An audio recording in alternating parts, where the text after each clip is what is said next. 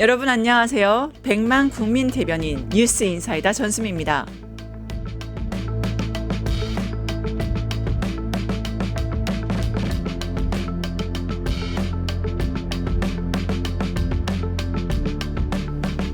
이재명 대통령 뉴욕에서 제대로 한방 터졌습니다. 블랙록 회장과 만나 한국을 아시아의 AI 수도로 만들겠다는 건데요. 세계 최대 자본이 한국에 줄을 섭니다. 이건 말이 아니라 돈과 인프라가 움직이는 신호죠. 새로운 대한민국이 기회를 보고 잡고 바로 실행합니다. G7도 다릅니다. 이제 대한민국은 대비가 아니라 등판입니다. 한국은 디지털 중견국이다. 세계를 잇는 다리가 되겠다. 간단하고 강력하고 정확합니다. 미국과 유럽, 아시아를 연결하고 규범과 시장을 동시에 이끄는 거죠. AI는 속도 전쟁입니다. 전력과 인허가 그리고 인재가 승부죠. 정부는 재생에너지 PPA, 그리드 투자, 데이터 센터, 패스트트랙을 박습니다. 달력에 받고 숫자로 증명하고 결과로 말합니다. 이게 진짜 일 잘하는 방식 아닌가요? 참 심플합니다. 외교도 공격적으로 갑니다. G7에서 G7 AI 협의체 정례화를 만들고요. 2026년 AI 다보스 서울로 가져옵니다. 한미 AI 기술 동맹으로 반도체, 컴퓨팅, 에너지, 보안을 한 묶음으로 묶습니다. 말만 하는 나라 말고 판을 설계하는 위대한 대한민국으로 갑니다. 정리하겠습니다. 뉴욕에서 AI 3강 신호 썼습니다. G7에서 규칙 만듭니다. 서울에서 속도로 증명합니다. 우리는 합니다. 대한민국이라서 가능합니다. 수미사이다. 오늘은 이재명 AI 수도로 가는 길을 열다 였습니다.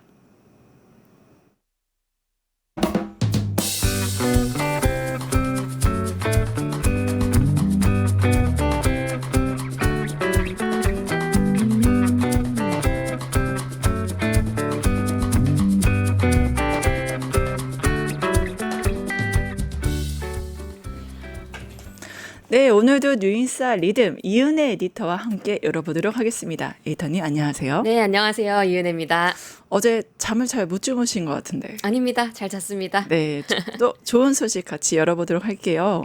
오늘 새벽 이재명 대통령이 유엔 총회에 나섰습니다. 네, 아마 유엔 총회 구경하느라고 늦게 잤을 거다 그 말씀하시는 것 같은데. 네, 맞습니다. 전혀 기다리진 않았습니다. 자고 일어났더니 네. 또 세상에 한 뼘 또 새로운 역사를 썼더라고요. 그렇죠. 오늘 새벽 이재명 대통령이 미국 뉴욕 유엔 본부에서 개최된 제80차 유엔 총회에 참석했습니다. 네. 190여 개 유엔 회원국 정상급 인사 가운데 7번째로 연단에 올랐는데요. 그렇죠. 기조 연설에서 새롭게 제시한 한반도 평화 프로세스 구상 요 내용부터 좀 살펴보겠습니다.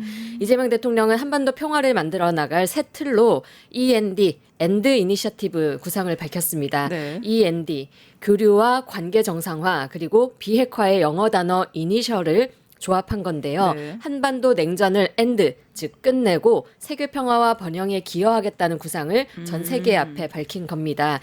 북핵 문제 해법도 제시했습니다. 북한의 핵과 미사일 능력 고도화를 일단 중단부터 시작해서 네. 축소의 과정을 거쳐 폐기까지 도달하는 이른바 비핵화 3단계 접근법을 거듭 언급했습니다. 어제 소개드렸던 BBC 인터뷰에서도 밝힌 입장인데요. 미리 밝혔죠. 네. 네, 비핵화는 엄중한 과제인 것은 틀림이 없지만 단기간에 해결하기 어렵다는 것을 냉철하게 인식해야 한다. 이렇게 덧붙였습니다. 저는 유엔 총회 연설 보면서 대한민국이 진짜 정상국가임을 전 세계에 표명하는 이제 계엄에서 빠져나왔다. 진짜 민주주의 국가다. 이제 품격을 좀 느낄 수 있었는데 비핵화 굉장히 좀 인상 깊었습니다. 네. 우선 북과 좀 물꼬를 터보겠다 이런 건가요? 그렇죠. 상대의 체제를 존중하고 네. 어떠한 형태의 흡수 통일도 추구하지 않겠다 이런 말도 공언을 했습니다. 그리고 남북 간 군사적 긴장 완화하고 일관되게 신뢰 회복의 길을 모색하겠다 이런 약조도 했습니다. 네. 한반도 평화 관련한 내용을 영상으로 좀 보겠습니다. 네. 민주 대한민국은 평화 공존, 공동 성장의 한반도를 향한 새로운 여정을 시작합니다. 그 첫걸음은 남북 간 무너진 신뢰를 회복하고 상호 존중의 자세로 전환하는 것입니다. 대한민국 정부는 상대의 체제를 존중하고 어떠한 형태의 흡수 통일도 추구하지 않을 것이며 일체의 적대 행위를 할 뜻이 없음을 다시 한번 분명하게 밝힙니다. 가장 확실한 평화는 싸울 필요가 없는 상태입니다. 교류, 관계 정상화, 비핵화, 즉 END를 중심으로 한 포괄적인 대화로 한반도에서의 적대와 대결의 시대를 종식하고 평화 공존과 공동 성장의 새 시대를 열어가야 합니다. 비핵화는 엄중한 과제임에 틀림없습니다. 그러나 단기간에 해결되기 어렵다는 냉철한 인식의 기초 위에 현실적이고 합리적인 방안을 모색해야 할 시점이 됐습니다. 핵과 미사일 능력 고도화 중단부터 시작하여 축소의 과정을 거쳐 폐기에 도달하는 실용적, 단계적 해법에 우리 국제사회가 지혜를 모아주시기 바랍니다. 네, 세계는 보았을 것 같아요. 가장 비정상적인 시대를 끝낸 정상을 만든 대통령이 보여주는 유엔의 비전. 굉장히 감회가 새로웠던 것 같습니다. 맞습니다. 기조연설에서는 또 그런 민주주의와 관련한 이야기도 많이 강조가 됐습니다. 네. 무엇보다 세계 시민의 등불이 될 새로운 대한민국이 국제사회에 완전히 복귀했음을 당당히 선언한다 이렇게 밝혔습니다. 민주주의와 평화를 염원하는 대한민국의 강렬한 의지는 친위 쿠데타도 꺾지 못했다 이렇게 말했고요. 대한민국이 보여준 놀라운 회복력과 민주주의의 저력은 대한민국의 것이기도 하지만 전 세계의 것이 될 거다 라고 목소리를 높였습니다. 지난해 12월 3일 지금 생각해도 끔찍했던 그 12.3 비상계엄 사태 후에 반년 동안 이어졌던 국정 혼란을 이제 끝내고 대한민국이 완전히 정상화됐다. 전 세계 앞에서 강조를 한 겁니다. 이외에도 인공지능 또 AI 관련한 화두도 그렇죠. 던졌는데요. 맞아요. 첨단 기술 발전이 인류의 보편적 가치에 기여하는 모두를 위한 AI 비전이 국제사회에 자리 잡을 수 있도록 노력하겠다고 약속했습니다. 네, 결국에는 그 유엔 안보리 의장으로서 역할을 하게 된 거잖아요. 그래서 비전을 좀 제시하신 것 같아요. 함께하는 더 나은 미래. 듣기만 해도 가슴이 좀 뜁니다.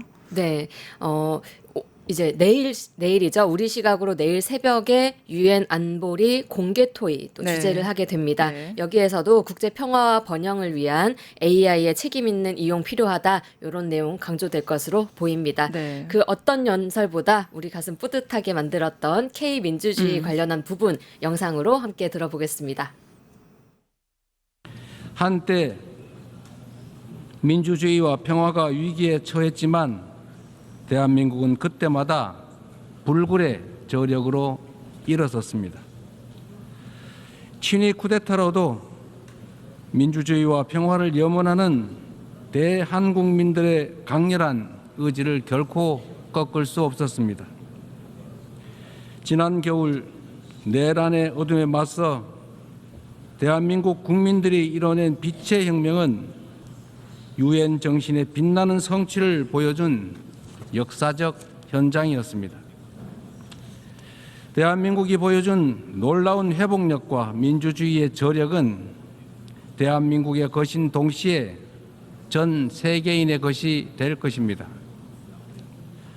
당신이 나를 밝은 쪽으로, 빛이 비추는 쪽으로, 꽃이 피고 있는 쪽으로 끌고 가기를 바랍니다.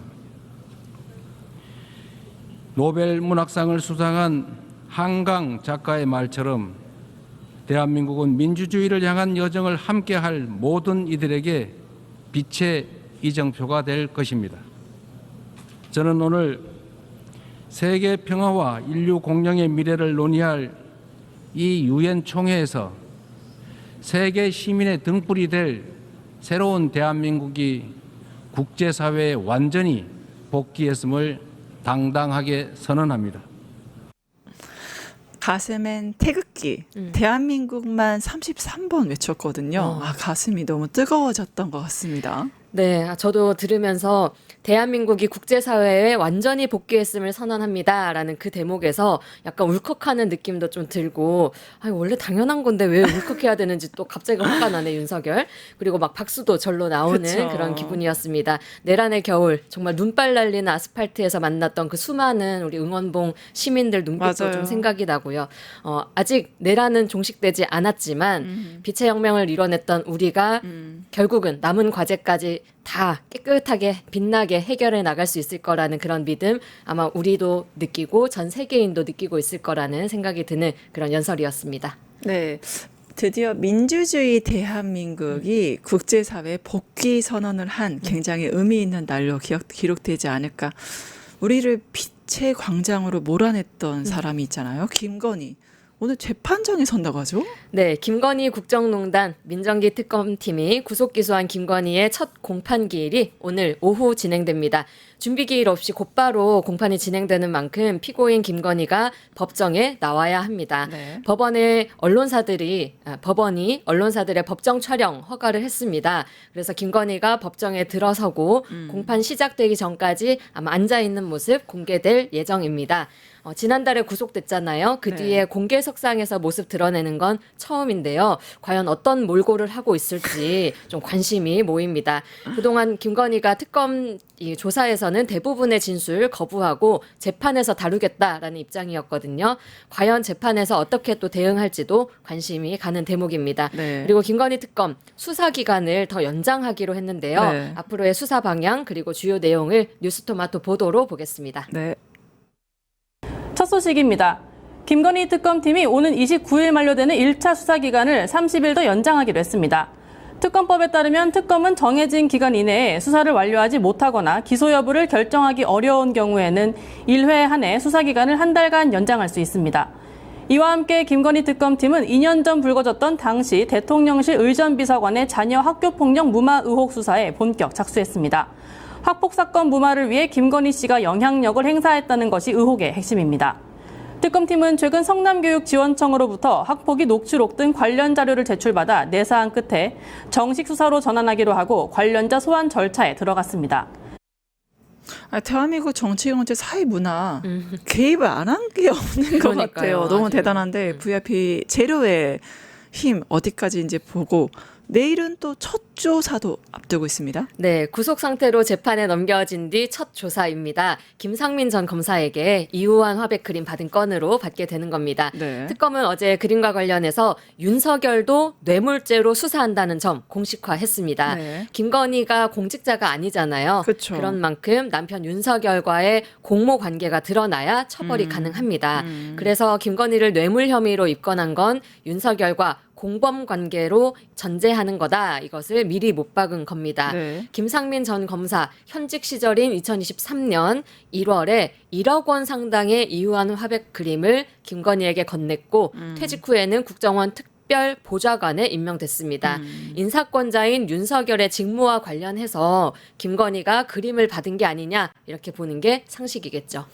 사실 뇌물죄랑 알선수재 이게 왔다 갔다 했었는데 뇌물죄까지 이거를 혐의를 확실히 인정하게 되면 공무원이 아니더라도 그 인과관계, 직무 관련성이 확실히 인정된다는 측면에서 하나의 뇌관이 되지 않을까 좀 네. 기대되기도 합니다. 네. 결국엔 뇌물죄 적용이 중요 포인트겠죠? 그렇습니다. 1억 원 이상의 뇌물은 가중처벌된다고 하죠. 그쵸. 징역 10년 이상 혹은 무기징역까지 선고될 수 있다는 겁니다. 이우한 화백의 그림이 1억이 넘는다고 하니까 유죄를 받으면 김건희는 무기징역에 처해지게 되는 겁니다. 특검은 어제 김상민 검사 구속된 뒤에 처음으로 불러서 조사했는데요. 네. 그림을 구매해서 김건희 오빠에게 전달한 경위 등을 조사했다고 합니다. 그리고 대한민국 국민들, 특히 엄마들 교육에 너무 민감하잖아요. 학폭 문제 심각한데 여기에도 개입했다고 하죠. 정말 사사건건 안 개입한 곳이 없죠. 네. 김승희 전 대통령실 의전비서관 자녀의 학교 폭력 사건, 요 사건 먼저 좀 살펴보겠습니다. 네. 2023년의 일이고요. 당시 초등학교 3학년이었던 김 전 비서관의 자녀가 같은 학교의 2학년 아이를 폭행했는데 얼굴이 피투성이가 될 만큼 정말 처참하게 때렸다고 알려져 있습니다. 그런데 당시 학교폭력위원회는 고작 출석 정지 10일, 피해 정도에 비해서 너무 약한 처분을 내려서 논란이 그렇죠. 된 바 있습니다. 네. 그런데 이 학폭 사건이 접수된 직후에 김건희가 직접 교육부 차관에게 전화하는 등 학폭 무마에 개입한 정황이 드러난 겁니다. 그리고 학폭 심의위 앞둔 시점에서는 김건희와 김승희 전 비서관이 13차례나 통화를 나눴다고도 하고요. 근데 학폭 이게 정말 열이 받았던 게 전화를 했잖아요. 교육부 차관한테. 갑자기 그 사람이 영전을 하질 않나. 이거 부모들의 피눈물. 아, 내가 힘이 없으면 이렇게 내 아이가 피해를 받고 나는 이틀마고 당해야 되는구나. 대한민국 전 국민 부모들의 무한 분노 그리고 좌절감을 좀 심어준 사건인 것 같아요. 맞아요. 그때 김 전 비서관 부인이 카카오톡이겠죠. 이 네. 프로필 사진을 윤석열이랑 같이 찍은 남편 사진을 이렇게 올린 거잖아요. 네. 이거 누가 봐도 나 이런 백 있는 사람이야. 우리 남편 잘 나가. 윤석열이랑 같이 일하는 사람이야. 그러니까 나 건드리지 마. 그렇죠. 그런 지점도 열받고 거기에 뭐 통화 시점 또 횟수 이런 것만 봐도 김건희가 이 학폭 무마에 든든한 뒷배가 되어줬다라는 거 충분히 짐작이 가능한 문제입니다. 저도 조카가 있는데 네. 진짜 우리 조카가 그런 누구한테 그런 꼴 당했다고 생각하면 네. 정말 못 견딜 것 같거든요. 어떻게 하실 거예요? 네. 그나저나 이 김건희가 자리를 하나를 줘도 수천만 원 목걸이도 받아내고 명품 가방도 받아내고 천수삼 농축액 이런 것도 받아내는데 금거북이도 받고요. 과연 이런 매관매직의 달인이 김승희 전 비서관과는 또 무슨 거래가 있을지 그게 좀 개인적으로는 매우 궁금합니다. 단순한 측근 챙기기 정도로 이렇게나 개입했을까 좀 궁금합니다. 결국엔 권력에 보이지 않는 손이 우리 아이들에게까지 영향을 미쳤다. 굉장히 분노하지 않을 수 없고 이게 또 전치 9주가 나왔거든요. 전치 9주는 거의 죽기 직전이에요.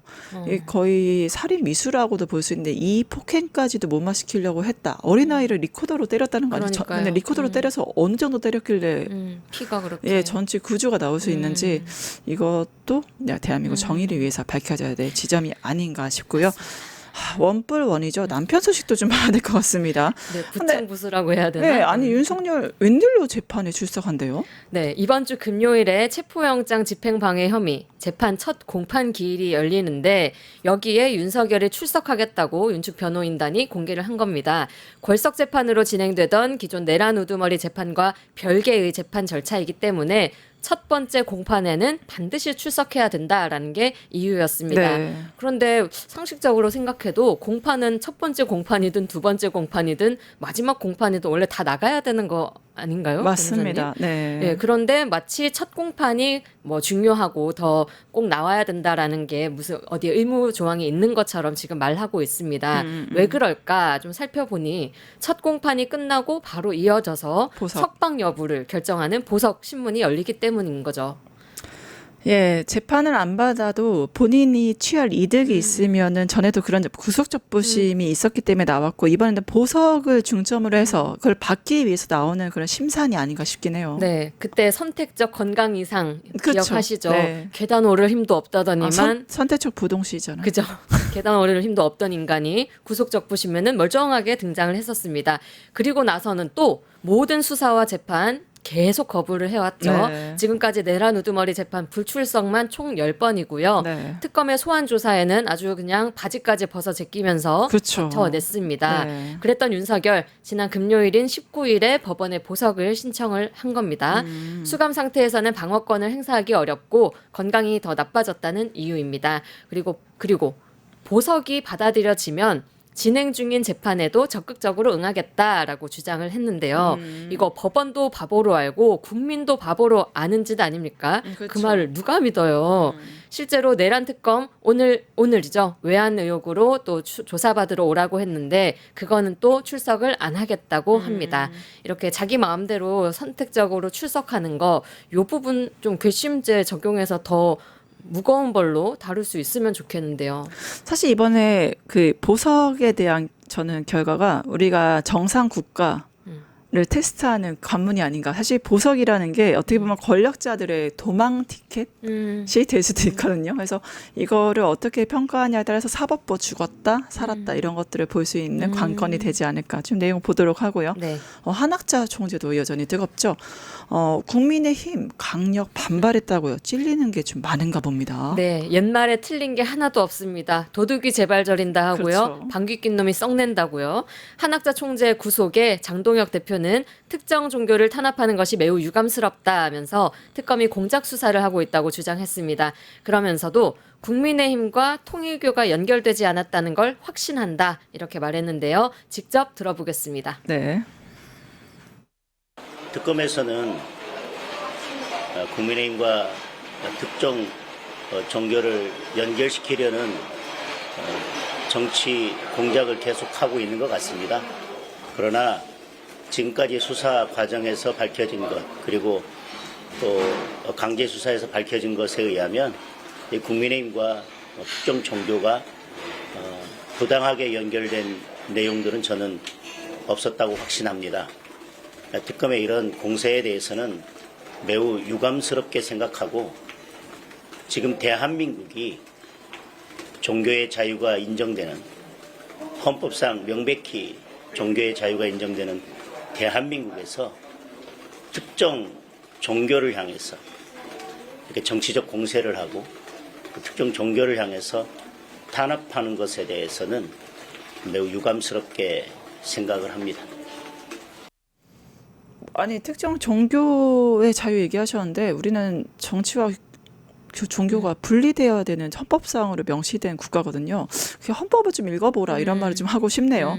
결국에는 국민의힘이 통일교의 나라를 만들기 위한 통일교의 숙주였기 때문에 저런 반응 보이는 거 아닙니까? 맞습니다. 지금 한학자와 권성동의 커넥션이 국민의힘 전체로 퍼져나가는 거 아마 그렇게 될 걸로 모두가 예상은 하고 있지만 네. 어떻게든 이 부분을 막아 나서려고 하는 시도인 것 같습니다. 왜냐? 그게 국민의힘의 목숨줄을 좌우하는 일이기 때문이죠. 대한민국 헌법 말씀하신 것처럼 종교의 자유는 보장하면서도 동시에 종교와 정치가 분리되어야 한다라고 규정을 하고 있습니다. 네. 또 정당 목적이나 활동이 민주적 기본 질서에 위배되면 정부는 헌법재판소에 그 해산을 제소할 수 있게 됩니다. 즉 국민의힘 당대표 선거든 윤석열 대선이든 뭐든 통일교의 개입이 정교분리 원칙에 위배된다면 위헌 정당 심판까지 가능하다는 얘기죠. 네, 그래서 결국에는 헌법을 위반한 대한민국의 헌법상 기본 질서까지 흔드는 초유의 사태이기 때문에 이제 재판 지켜보도록 하고 또 통일교 권성동만 나온 게 아니네요. 권성동 한학자 구속 을 시작으로 전체가 좀 흔들리는 느낌입니다. 또 다른 이름이 통일교 문건에서 확인됐다고요? 네, 바로 김정재 국민의힘 의원입니다. 네. 어저께 통일교 지구장들이 참어머님에게 올렸다는 그 서신 보고 소식 전해드렸는데요. 거기에 통일교가 대선을 앞두고 국민의힘 시도당에 후원금을 전달한 경위와 함께 김정재 의원 이름이 등장했다는 게 어제 JTBC 보도에 좀 나왔습니다. 네. 내용을 좀 살펴보면요. 한 지구장이 쓴 서신 보고에 이렇게 돼 있습니다. 시도지사, 시의원, 도의원을 당선시켜서 2022년 대선과 지방선거 승리로 신통일한국 한경권을 확보해야 한다면서 김정재 국민의힘 의원을 언급한 겁니다. 네. 김 의원 당시에 국민의힘 경북도당 위원장 맡고 있었는데요. 이 서신 보고에는 김 의원이 1041개 읍면동 기반을 통한 협력을 지지하기로 약속했다. 한반도 평화 서밋 책자 한일 해저터널 정책 제안서 그리고 후원금을 전달했다라고 그 서신 보고에 나옵니다. 즉 김 의원에게 후원금을 건네고 통일교의 현안을 전달했다는 내용이 고스란히 한 그렇죠. 학자 총재에게 보고가 된 겁니다. 권성동에 이어서 현역 2호 구속까지 될 일은 아닌가 좀 주목이 되는 부분입니다. 그리고 또 과연 2호에서만 그쳤겠냐? 그렇죠. 전국 또 시도당 또 5개 이 지역장들이 그렇게 했다고 하니까요. 3호, 4호, 5호까지 이어지지 않을까 싶고 이렇게 된다면 국민의힘 100석 지금 유지되고 있는 요 수준의 의석도 와르르르 무너지게 되지 않을까. 고구마 줄기 캐듯 줄줄이 나오지 않을까 좀 기대라고 해야 될까요? 기대가 되는 부분입니다. 국회의원은 권성동이고 세뱃돈을 1억 줬다고 하고 그리고 김정재 도당위원장 후원금 이게 도당위원장 후원금이잖아요.